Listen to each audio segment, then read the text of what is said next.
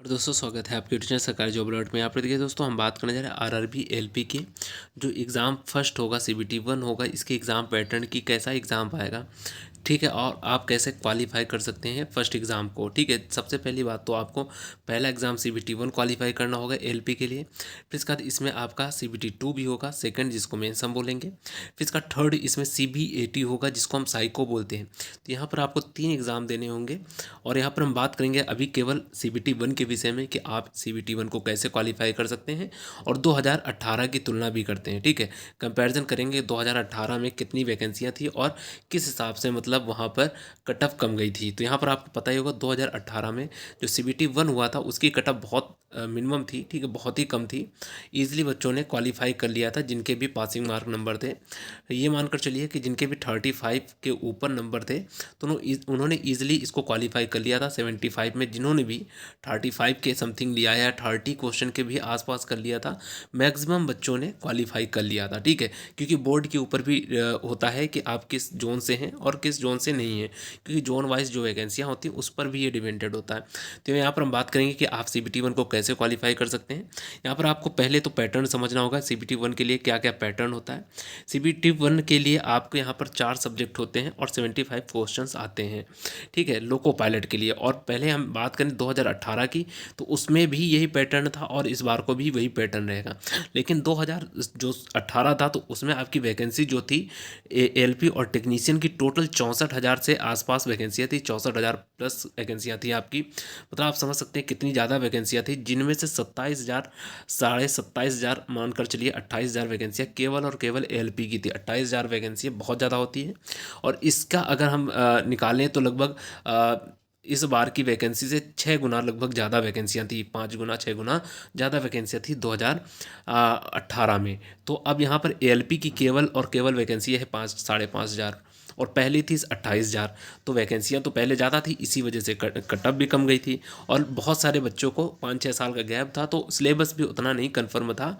और क्योंकि यहाँ पर देखिए सभी बच्चे नहीं डाल सकते हैं, यहाँ पर केवल आईटीआई डिप्लोमा और बीटेक वाले ही बच्चे डाल सकते हैं। तो इस वजह से थोड़ा सा यहाँ पर कट ऑफ कम भी गई थी। लेकिन इस बार को थोड़ा सा हाई जाने की चांसेस हैं कि आपको अच्छी खासी मेहनत करनी पड़ सकती है।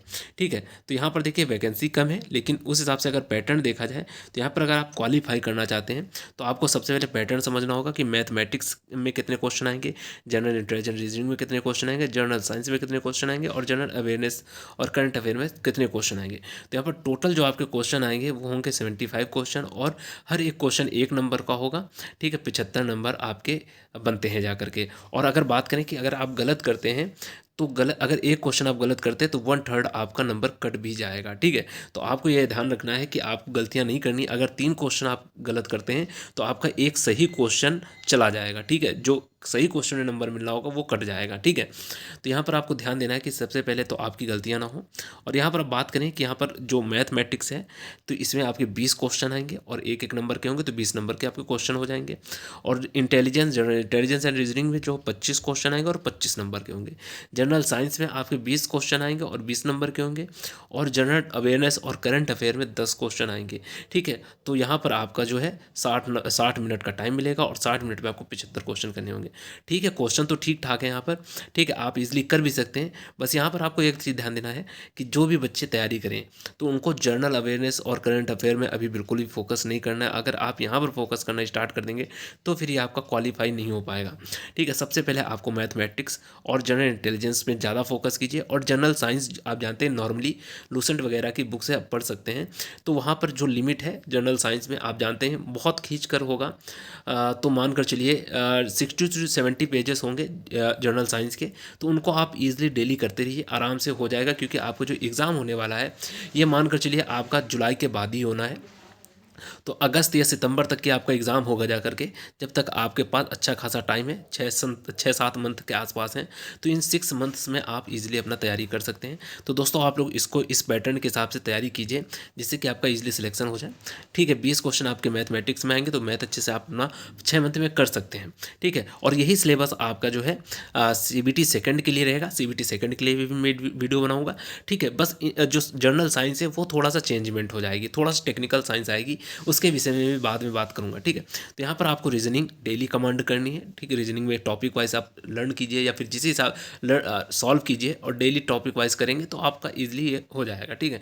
मैथमेटिक्स और रीजनिंग ये ऐसा सब्जेक्ट है जिनमें आप पूरे में पूरे नंबर ला सकते हैं, ठीक है। 20 में 20 नंबर और इसमें भी 20 में 20 नंबर ला सकते हैं। लेकिन जनरल साइंस ऐसा सब्जेक्ट है और करंट अफेयर जिसमें पूरे के पूरे नंबर नहीं आ सकते। लेकिन जनरल साइंस एक ऐसा सब्जेक्ट है, करंट अफेयर और या जीएस की अगर जनरल अवेयरनेस की बात करें इसकी अपेक्षा में, तो इसका सिलेबस भी कम है और इसमें कुछ चांसेस होते हैं कि आप बहुत हद तक 20 में से 18-17 नंबर ला सकते हैं। तो आप इन तीनों सब्जेक्ट में सबसे पहले कमांड कीजिए, ठीक है। इनको डेली प्रैक्टिस कीजिए, डेली तैयारी कीजिए।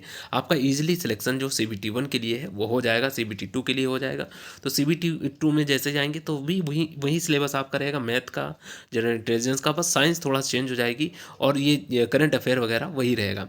तो यहाँ पर आपका दोस्तों इस तरह का कुछ पैटर्न होगा। और लेकिन हाँ, जो साइंस होगी आपका सेकंड के लिए, CBT 2 के लिए, वहाँ पर रोल ज़्यादा उसका प्ले होगा, क्योंकि 40 क्वेश्चन आते हैं, 40 क्वेश्चन आते हैं CBT 2 के लिए। तो यहाँ पर आपको तैयारी अच्छे से करते रहना है दोस्तों, तैयारी कीजिए। और दोस्तों चैनल में नए हैं तो चैनल को सब्सक्राइब कीजिए। इस तरह की जानकारी आपको मिलती रहेंगी। फिर मिलते हैं नेक्स्ट वीडियो में। धन्यवाद दोस्तों।